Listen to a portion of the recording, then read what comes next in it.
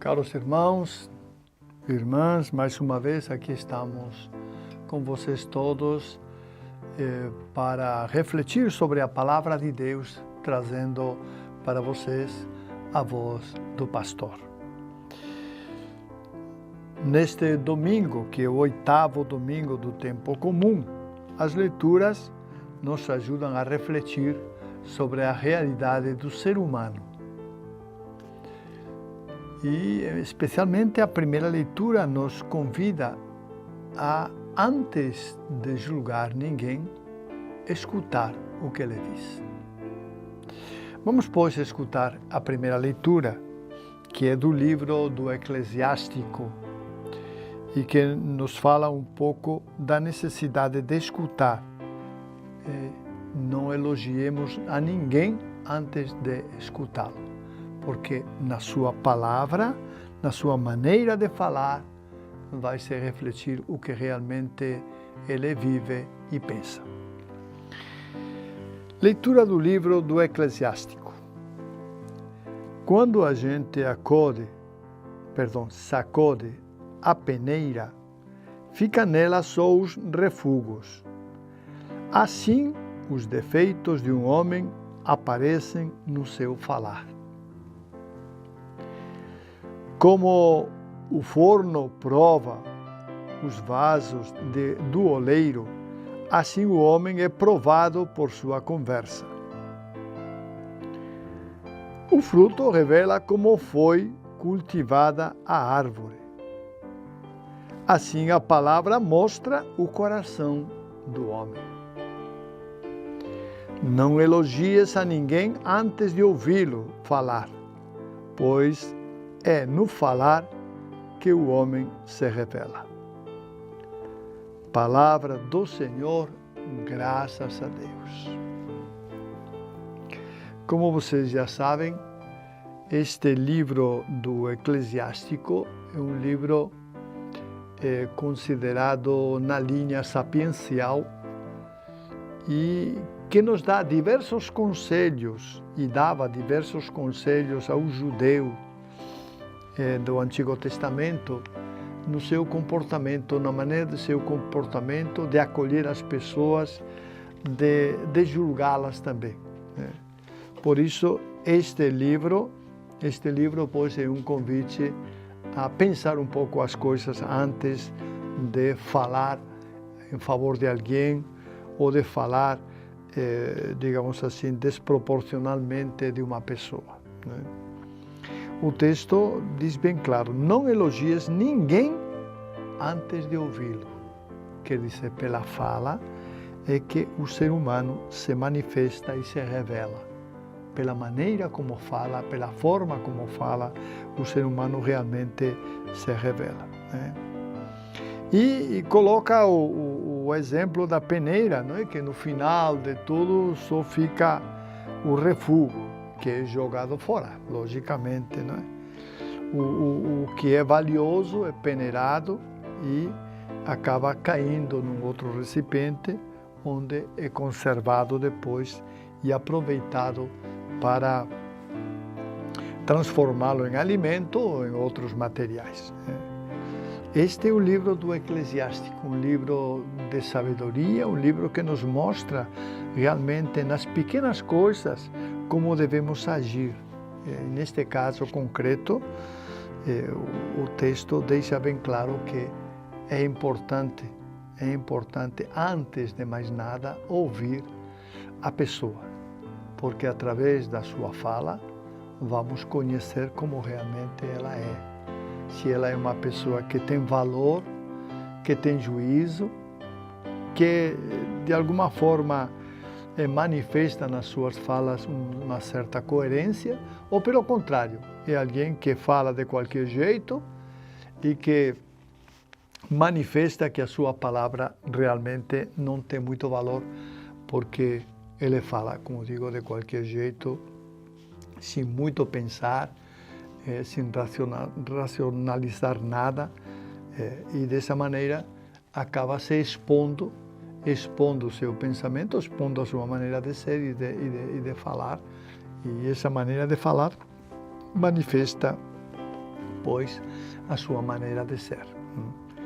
Este é o livro do Eclesiástico, um livro que nos dá conselhos, que nos orienta, que orientava os antigos judeus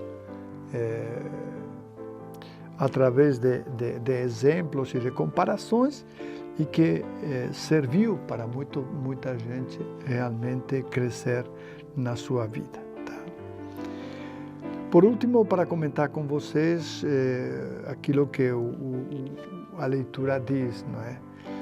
A palavra mostra o coração do ser humano. Aquilo que nós falamos mostra como nós vivemos a nossa vida, mostra como nós realmente, não só como pensamos, mas o que sentimos, o que nos motiva, o que nos conduz àquilo que realmente nos move em nossa vida. Por isso, ante alguém que fala besteiras, vamos pensar imediatamente que a sua vida está dominada pelas besteiras. Mas ante alguém que fala sério, nós vamos levar em conta também a sua seriedade e pensar também que a sua vida é séria, porque ele fala sério, porque ele realmente tem fundamento naquilo que fala, porque expressa as suas ideias segundo uma lógica e porque, em definitiva, busca também, de alguma forma, vivenciar a palavra de Deus e agradar a Deus.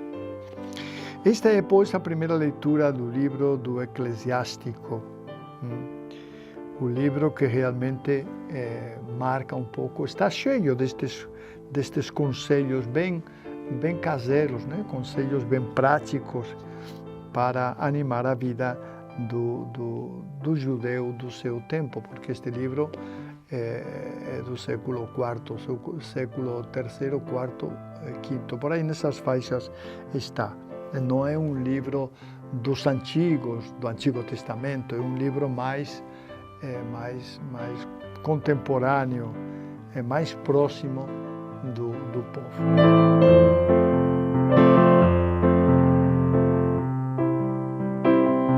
Vamos, pois, então, agora com a segunda leitura. Na segunda leitura, mais uma vez, porque já faz algumas semanas que Paulo vem conversando com os habitantes de Corinto. Eu repito aquilo que já falei a semana passada, Corinto era uma cidade bastante movimentada.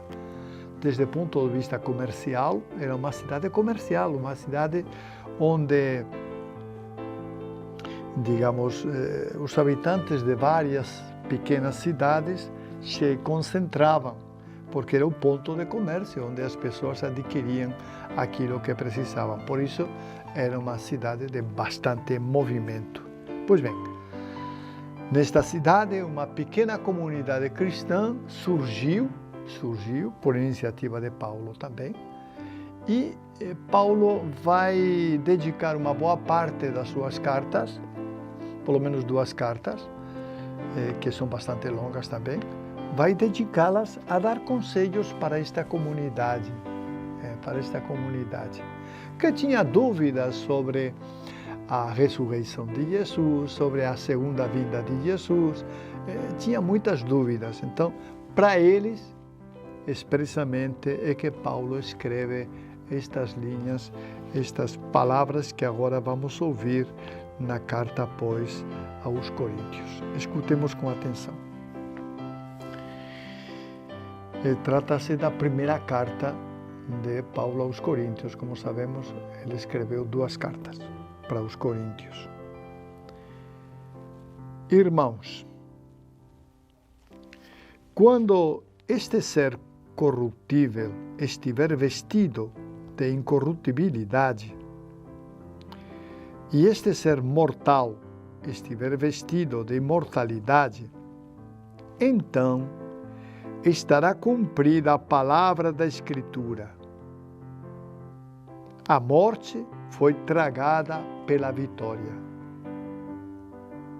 Ó morte, onde está tua vitória? Onde está o teu aguilhão?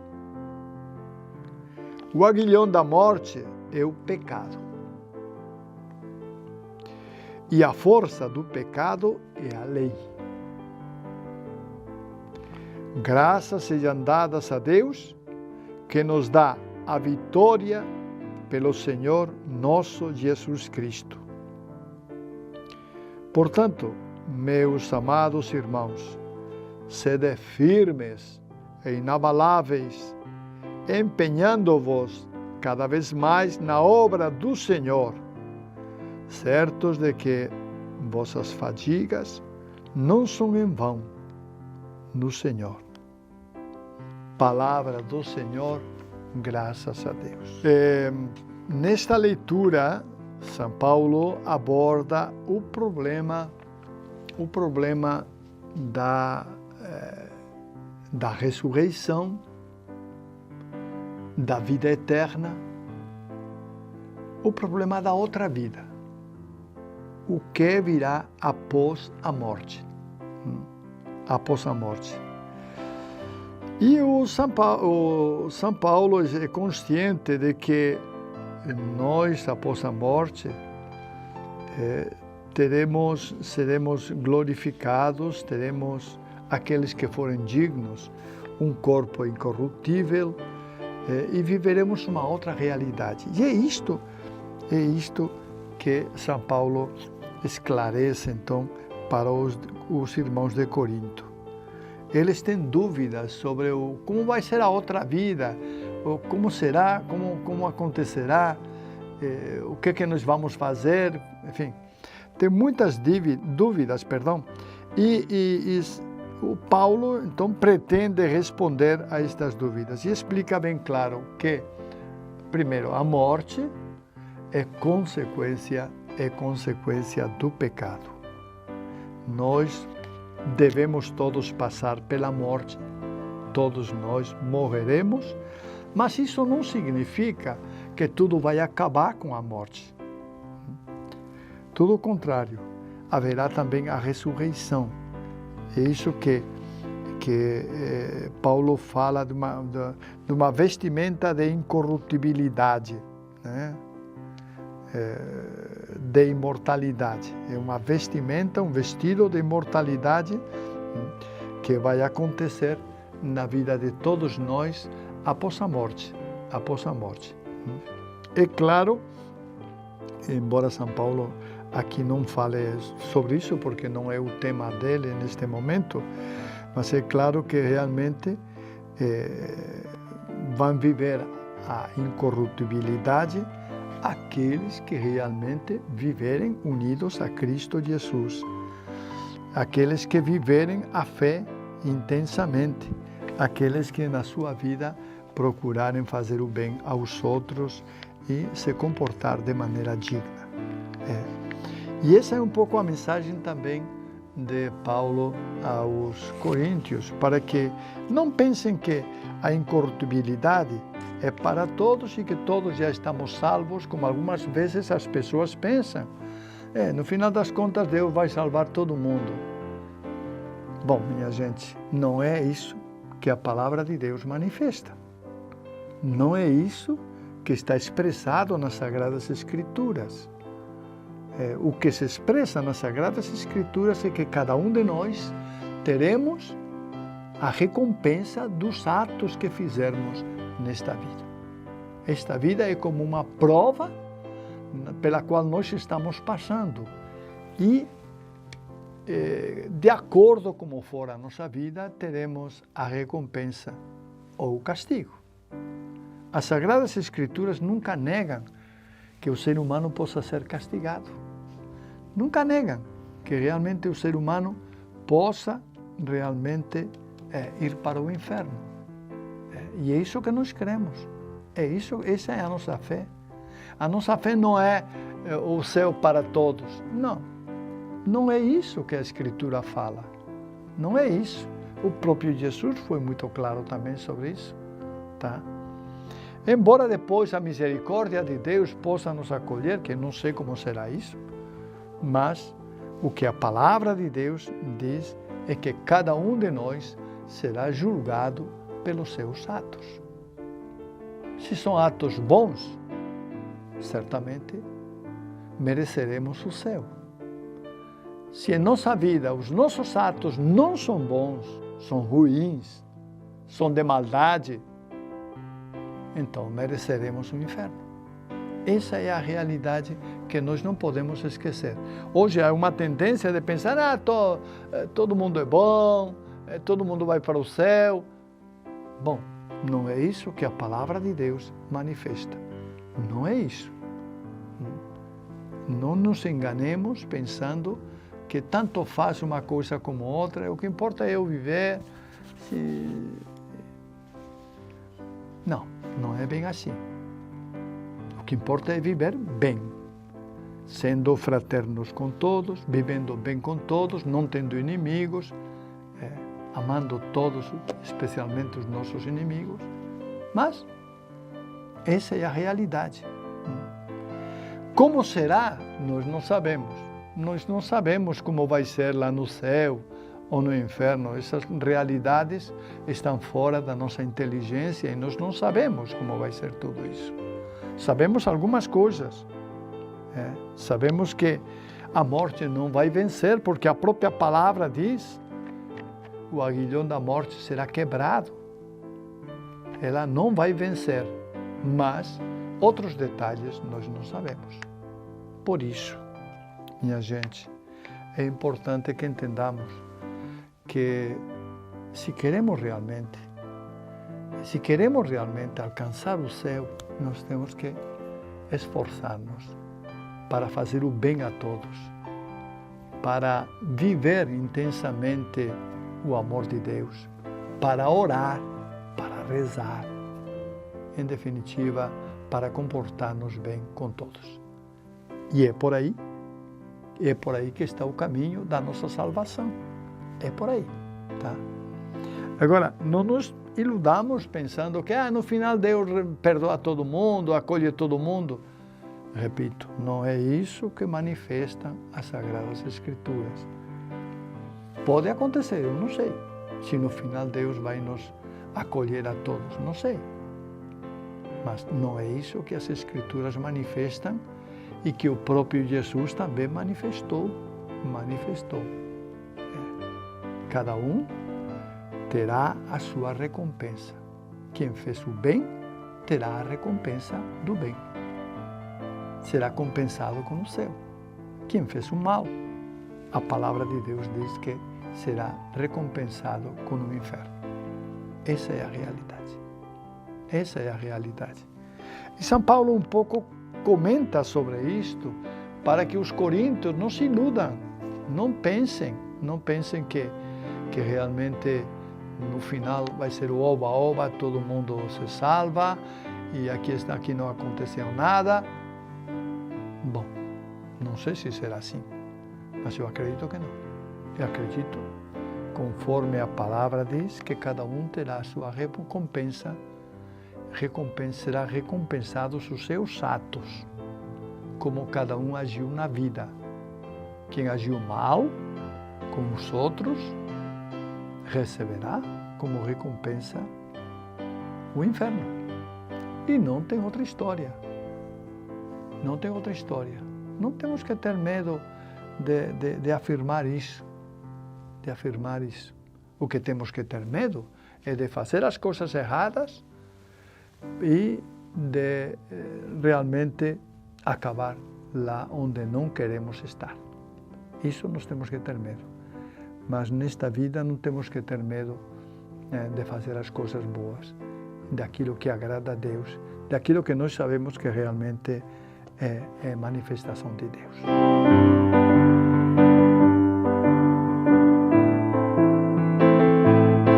Vamos passar então agora ao Evangelho. O Evangelho é de Lucas, é continuação daquele sermão da planície que algum domingo atrás já falei, em contraposição à montanha onde as bem-aventuranças, segundo Mateus, foram proclamadas, e a planície, lugar diferente, onde Lucas descreve as bem-aventuranças. Então é um pouco continuação dessas bem-aventuranças que Jesus proclamou. Proclamação do Evangelho de Jesus Cristo segundo Lucas. Naquele tempo, Jesus contou uma parábola aos discípulos. Pode um cego guiar outro cego? Não cairão os dois num buraco?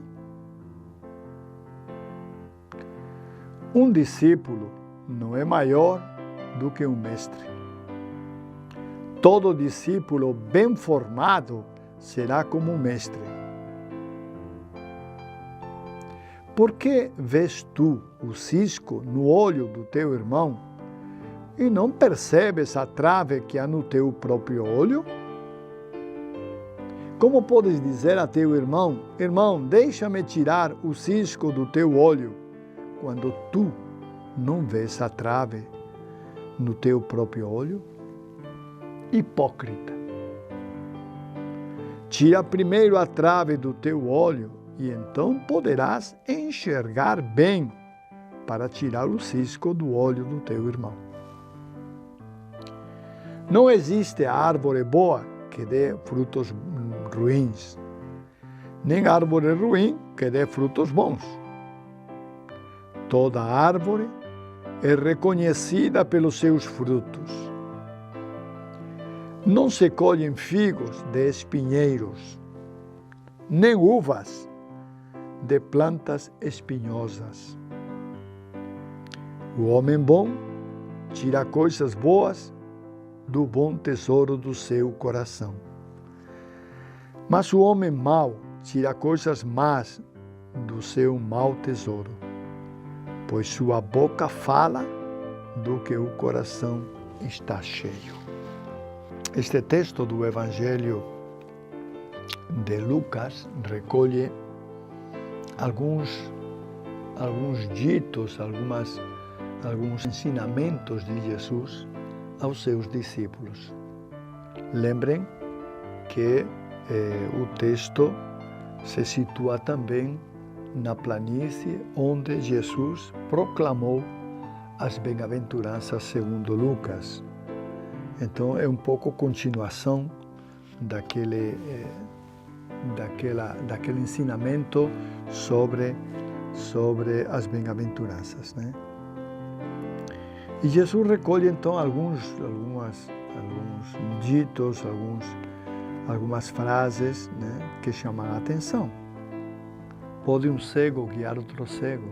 Todos sabemos que não, porque os dois cegos vão cair no poço, no buraco, porque nenhum dos dois está em condições de guiar ao outro. Nenhum dos dois pode guiar ao outro, porque ambos são cegos, né? E neste sentido, Jesus ainda acrescenta: o discípulo não é maior que o mestre. Não é maior que o mestre. Ao máximo será igual que o mestre, né? Mas maior não pode ser. Tá? Então Jesus recolhe um outro dito, né, a respeito da correção fraterna que é preciso fazer. E chama a atenção para o fato de que muitas vezes nós vemos o cisco no olho do irmão, o cisco que é pequenininho, mas somos capazes de vê-lo, mas não vemos a trave enorme que está no nosso próprio olho. Quer dizer, nós vemos os defeitos pequenos do nosso irmão, mas não vemos os grandes defeitos que nós temos. É isso que Jesus quer dizer com esta comparação do cisco e da trave. Muitas vezes, vemos esse cisquinho no olho, esses pequenos defeitos na vida do nosso irmão, mas não somos capazes de ver os defeitos em nossa própria vida. E isto é muito frequente, mais frequente do que nós pensamos. Porque somos muito críticos na hora de olhar o nosso irmão, extremamente críticos e extremamente condescendentes na hora de olhar nossos próprios defeitos. Vemos com facilidade o defeito dos outros, mas o nosso nós não vemos. Nós não vemos. Por isso Jesus dizia que somos capazes de ver o cisco no olho do irmão, aquele cisco pequenininho, mas nós não somos capazes de olhar, de ver a trave que está em nosso próprio olho. Por isso ele diz hipócrita. Hipócrita, chama de hipócrita aquele que se dedica a ver os defeitos, os pequenos defeitos dos outros, mas não vê os seus próprios defeitos. Jesus chama de hipócrita. Hipócrita. Depois, Jesus acrescenta algumas comparações também para entender que a árvore, por exemplo, ele diz que ela se conhece pelos seus frutos. Sabemos qual é uma árvore boa e uma árvore ruim pelos frutos, por aquilo que elas produzem. Se os frutos são bons, se são figos, por exemplo, e os figos são frutas comestíveis e boas, saborosas, então nós sabemos que a figueira é uma árvore boa, porque dá frutos. Agora, Jesus diz, o espinheiro não dá uvas. Por quê? Porque o espinheiro não é uma árvore frutífera, não dá fruto, ao menos não dá fruto comestível. Então, ele não vai dar nem uvas, nem figos, nem nada. Isso para mostrar como realmente as pessoas boas dão bons frutos, Os seus frutos são as suas obras, as obras boas que realizam. Enquanto que as árvores más, os espinheiros, não dão fruto nenhum. Ou se dão fruto, um fruto que não é comestível, que não serve para nada. Essa é a mensagem um pouco de Jesus. E Jesus ainda acrescenta, o homem bom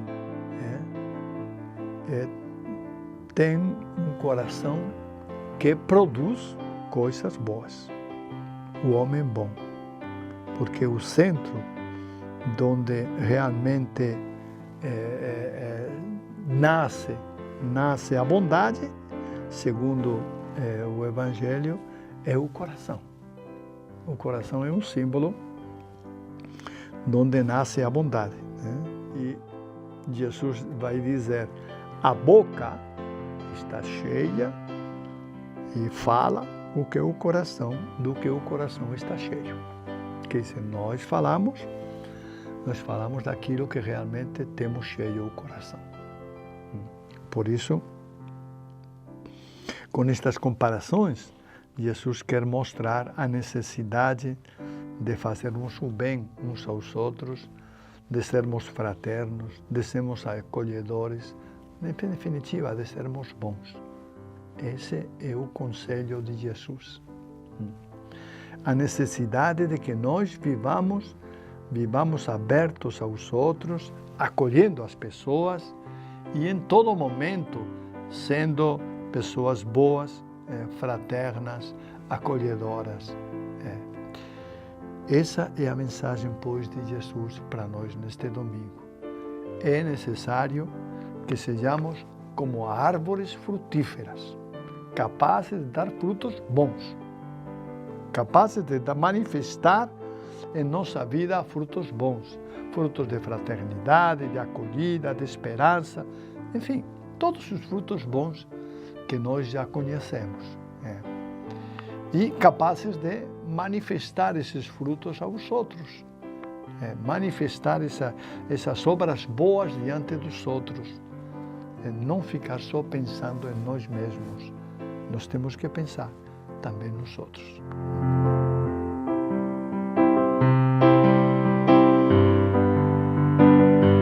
Muito bem, gente. Então, temos agora algumas notícias que eu queria passar, né, para vocês. E a primeira delas é uma preocupação que não é só minha, que é do mundo inteiro hoje. Hoje existe uma preocupação a respeito da paz na Ucrânia. A Ucrânia foi um país da órbita da Rússia, quando alguns anos atrás a Rússia era um grande império que foi aos poucos se fragmentando, mas a Ucrânia formava parte da Rússia. Mas a Ucrânia tinha uma identidade própria e por isso ela conseguiu a independência, né, e é um país independente. O problema é que a Rússia não está disposta a que a Ucrânia entre na OTAN, que é a organização militar do Ocidente. E por isso ela colocou quase 1 milhão de soldados nas fronteiras com a Ucrânia. A Rússia argumentou que eram soldados que estavam fazendo manobras militares. Mas todo mundo entendeu que não se tratava só disso, porque colocar 1 milhão de soldados nas fronteiras não é só para fazer manobras militares, é com alguma outra intenção. E é claro que todo mundo viu logo que a intenção da Rússia era, se não houver um recuo por parte da Ucrânia em abandonar essa sua pretensão de formar parte da OTAN, a Rússia estaria disposta a invadir a Ucrânia. E nós teríamos uma outra guerra no mundo. Já não são poucas as guerras do mundo, teríamos mais uma guerra do mundo. Essa é a situação atual. Ainda não se definiu. Há muitas tentativas por parte, principalmente dos Estados e das nações europeias. Há muitas tentativas de poder resolver o problema pacificamente, mas a Rússia está dura, não pretende abrir mão das suas exigências, de forma que estamos num verdadeiro impasse. E me chamou a atenção, né, que no último domingo o cardeal Antônio Marto, que é administrador apostólico da Diocese de Leira Fátima, pediu na homilia, pediu às pessoas que rezem pela paz na Ucrânia. E eu acho que esse é o caminho neste momento. Seria importante que todos nós rezássemos para que não desemboque estes conflitos da Ucrânia, não desemboquem numa guerra. Seria um desastre porque essas guerras, especialmente com as grandes potências, têm consequências incalculáveis que a gente não pode calcular. E as consequências que uma guerra pode ter. Então, o arcebispo lá de Fátima propôs para todos os seus ouvintes lá em Fátima que começassem a rezar o terço. O bispo recordou que Nossa Senhora, em suas aparições, anunciou aos pastores a necessidade de rezar o rosário todos os dias como meio de alcançar a paz mundial. E é o que o bispo, o cardeal Marto, nos pede neste momento a todos, que o mundo inteiro comece a rezar o terço para alcançar a paz na Ucrânia. E o Papa também se uniu a esta a este comunicado, né? a este gesto, e também está pedindo orações pela paz na Ucrânia. É realmente muito lamentável que cheguemos a essas situações, mas essa é a verdade.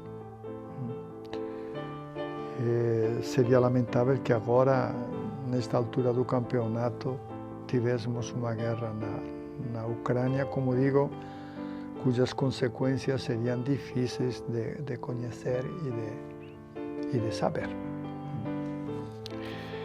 Vamos, pois, então rezar pela Ucrânia para que não aconteça uma guerra, para que tudo se resolva desde a diplomacia, para que todos realmente colaborem pela paz na Ucrânia e no mundo também.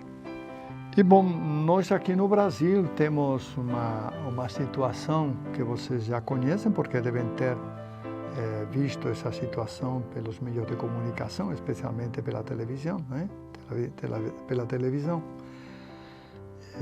E é interessante que o próprio Papa se fez solidário com as vítimas das chuvas em Petrópolis e enviou um telegrama de pesar ao bispo de Petrópolis, Dom Gregório Paixão, um telegrama manifestando, pois, o seu pesar por todas as vítimas que já faleceram em Petrópolis. Não temos números exatos das vítimas, mas tem 100 e tantos desaparecidos e tem 100 e tantos mortos. No final das contas, os números devem chegar a 300 ou mais, entre mortos e desaparecidos, né? Realmente é um número muito alto, muito alto.